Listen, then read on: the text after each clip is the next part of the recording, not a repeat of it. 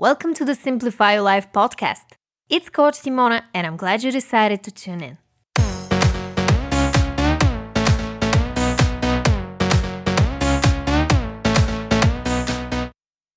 Hi, ladies. In today's podcast episode, we're going to continue with part 7 of my free course called Project Femininity, where we talk about how to become more feminine. If you haven't listened to the previous episodes on femininity, I will link them below. Today, ladies, we're going to explore what makes a woman elegant, and I will share with you my 4 tips on how to be elegant and classy. Before we begin, I want to make a quick disclaimer. This podcast episode is purely based on my opinion on what an elegant woman is. It's not a fact. So if some points don't resonate with you, that's okay. We're all different, and that's the beauty of it. Now, when we talk about what makes a woman elegant, we often think about the way she looks, whether or not she's wearing a dress, what color she chooses, what type of hair, makeup, or jewelry she wears. And while these are all important parts of being elegant, in this podcast episode, I'm going to pay more attention to the non-grooming aspect of elegance, which we don't often talk about. I want us to get a little deeper and gain perspective on what personality traits and behaviors make a woman elegant and feminine, which leads me to my first tip. Leave childish behavior in the past. What do I mean by this? If you haven't healed trauma, it may be tempting to seek attention or validation from others.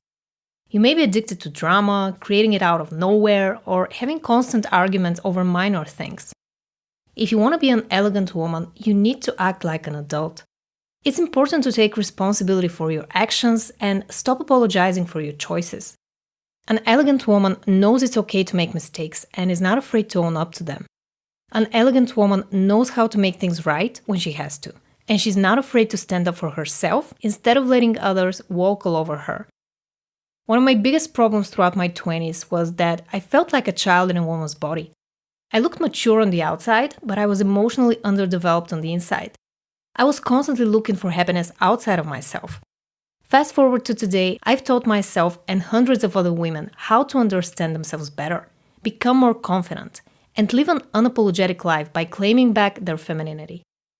I will talk more about something very exciting happening in 2021 later on in this episode, so stay tuned for more details. Now let's recap my first tip. Leaving childish behavior in the past is the first, most important, foundational step towards being an elegant woman. If you're used to throwing temper tantrums, involving yourself in unnecessary drama, or waiting around for permission to go after your goals, you may find 2 particular podcast episodes very helpful. The first one is episode 105 on how to deal with emotional neglect, and the second one is 72 on how to stop being a drama queen. I will leave links to both of them below. My second tip is to work on your body language. Now that you're aware of all the childish behavior that you need to cut off from your life, it's time to focus on improving your body language and posture. If you're used to slouching, fidgeting with your hands and legs, or you have problems maintaining eye contact, I completely understand. I was very shy and anxious, especially as a teenager, and it took me a while to walk and talk in a more confident, feminine, and elegant way. A good first step is to notice when you're slouching, doing nervous tics, or acting like a slob. It's important to not criticize yourself for doing all of these things, and to let yourself completely relax when you want to lounge at home. All of these suggestions are focused on being an elevated version of yourself, being comfortable in your own skin and acting in a more feminine, soft, and calm way. Femininity is all about being soft, fluid, gentle, like water. So your body language needs to reflect that. If you want to appear more confident and elegant, you need to sit straight, keep your head up, chin raised, and move your arms and legs in a more gentle and soft way. It's almost as if you're touching everything with love. You're walking gently, not rushing around, taking your time. You're proud and happy to be a woman, and you're embracing your femininity. There is a great book by ex-FBI agent Joe Navarro called What Everybody is Saying, which goes a lot more in depth when it comes to body language, so I will link it below if you want to check it out. My next tip is to be kind and generous. One of the best qualities of an elegant woman is her warmth, generosity, and kindness. We all have the desire to help others, but you may have suffered trauma in the past that caused you to close your heart. You may feel stiff, numb, or empty inside. I talk a lot more about this problem in episode 108, so I will link it below if you need help with that. Being kind and generous can look in a very different way for each one of us. One woman may show kindness by helping her husband with the dishes or calling her mom every week.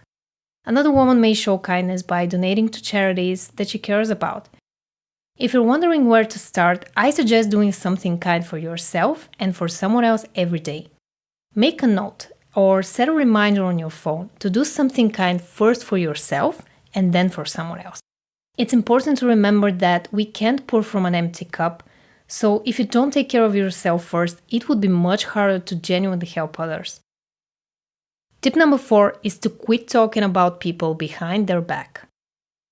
Gossiping may be a way of bonding for some women, a way of connecting, and being a part of a community, but it's not something that serves you in any shape or form. When you talk bad things behind someone else's back, it's impossible to feel better about yourself afterward. In fact, jealousy, envy, and hate are all coming from the same source: insecurity. Instead of gossiping, I advise you to dig deeper.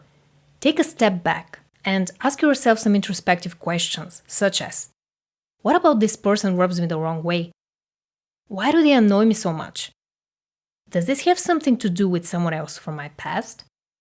Am I projecting a part of myself that I'm actually suppressing? You may need to do some shadow work, which means you need to become more comfortable with all the aspects of your personality and work on your insecurities. I talk a lot about creating massive confidence in one of my YouTube videos, so I will link it below. You can also visit youtube.com/coachsimona to watch it after this one. Being an elegant feminine woman starts from the inside out. It's not enough to buy a scarf or start wearing a dress. It's like painting a rotten apple with golden paint. Sooner or later, the paint will come off and all the ugliness will come to the surface. You can't fool yourself or others that elegance can be achieved with external things. I think that's one of the problems many women face today. We think that putting on makeup and nice clothes will be enough to transform us, but real transformation starts from within. If you want to learn how to become a strong, confident, elegant woman, sign up for the waitlist for my signature program for women. Enrollment starts in 2021, so make sure to go to coachsimona.com/waitlist. Fill in your name and email address to be the first to know when it launches. Again, that's coachsimona.com/waitlist. Thank you so much for listening. If you enjoyed this episode, please like it. And subscribe to my channel if you don't want to miss out on my weekly podcast episodes. I'm sending you all my love, and I'll talk to you in the next one.